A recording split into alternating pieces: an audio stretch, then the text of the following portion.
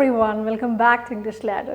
നിങ്ങൾക്കൊരു ഇൻട്രൊഡക്ഷൻ്റെ ഒരു ആവശ്യമുണ്ടെന്ന് തോന്നുന്നില്ല. ഞാൻ നിൽക്കുന്നത് എവിടെയെന്ന് മനസ്സിലായില്ലല്ലേ, ഒരു കിച്ചണിലാണ്. അപ്പോൾ കഴിഞ്ഞ പ്രാവശ്യം നമ്മൾ ഇതിൻ്റെ ഒരു ഫസ്റ്റ് പാർട്ട് ചെയ്തിട്ടുള്ളതാണ്. അപ്പോൾ അതുപോലെ തന്നെ കിച്ചണിൽ യൂസ് ചെയ്യുന്ന കുറച്ച് സാധനങ്ങളുടെ പേരുമായിട്ടാണ് ഞാൻ വന്നിട്ടുള്ളത്. ഓക്കെ, അപ്പോൾ നമുക്ക് സ്റ്റാർട്ട് ചെയ്യാം അല്ലേ.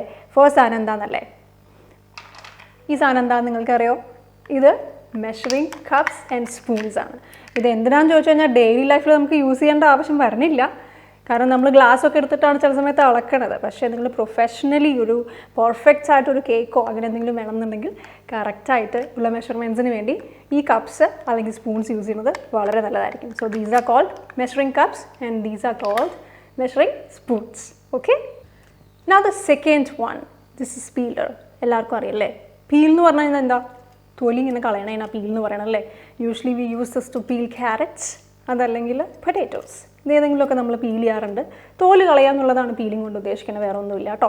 So this particular thing is called peeler. ഇത് എല്ലാവരുടെ വീട്ടിലുണ്ടാവും അല്ലേ. Okay, so the next one is can opener. അപ്പോൾ ക്യാൻ ഓപ്പണർ എന്ന് ചോദിച്ചപ്പോൾ എന്താ ഈ ക്യാൻ എന്ന് വിചാരിക്കുന്നുണ്ടാവും അല്ലേ.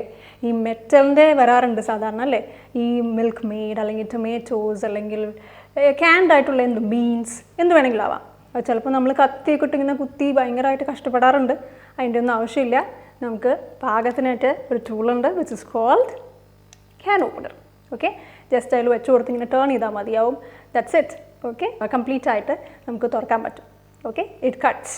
അതിനാണ് can opener. Okay, and the next one is a scoop. Scoop എന്ന് പറഞ്ഞാൽ പ്രത്യേകിച്ചൊന്നുമില്ല, കുറച്ച് ആഴമുള്ള ഒരു കുഴിയുള്ളൊരു സ്പൂണാണ്. Okay, but this is particularly designed for scooping the ice creams. Okay, അതുകൊണ്ട് ഇതിൻ്റെ പേര് ഐസ്ക്രീം സ്കൂപ്പ് എന്നാണ്.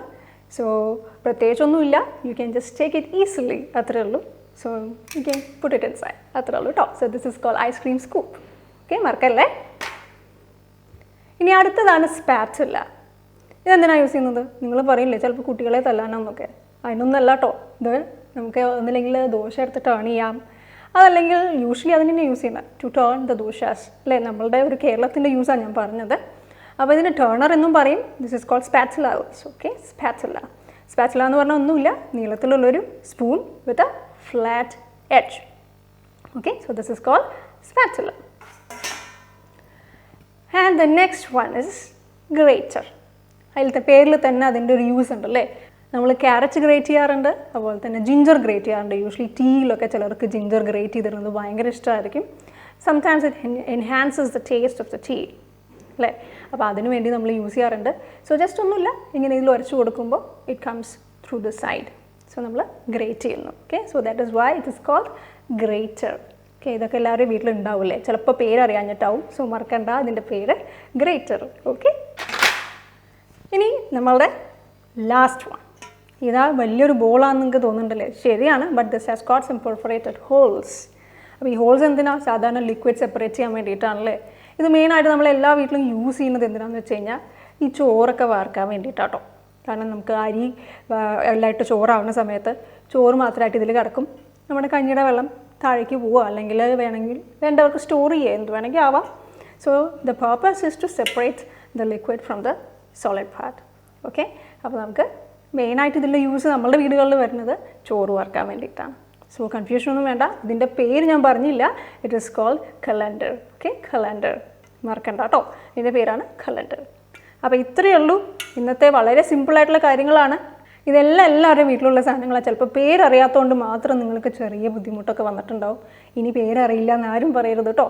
സോ ഈ ടൂൾസൊക്കെ നന്നായിട്ട് വീട്ടിൽ യൂസ് ചെയ്യുമ്പോൾ പേരും കൂടെ പറഞ്ഞ് പഠിക്കുക, മറക്കാതിരിക്കുക. അപ്പോൾ ഇതുപോലെ പുതിയ പുതിയ കാര്യങ്ങൾ ഇനി ആൾക്കാർ കണ്ടുപിടിക്കട്ടെ അല്ലേ, നമ്മളുടെ പണിയെങ്കിലും എളുപ്പമായി കിട്ടും. So until I come up with another interesting session, it's bye from Vineetha.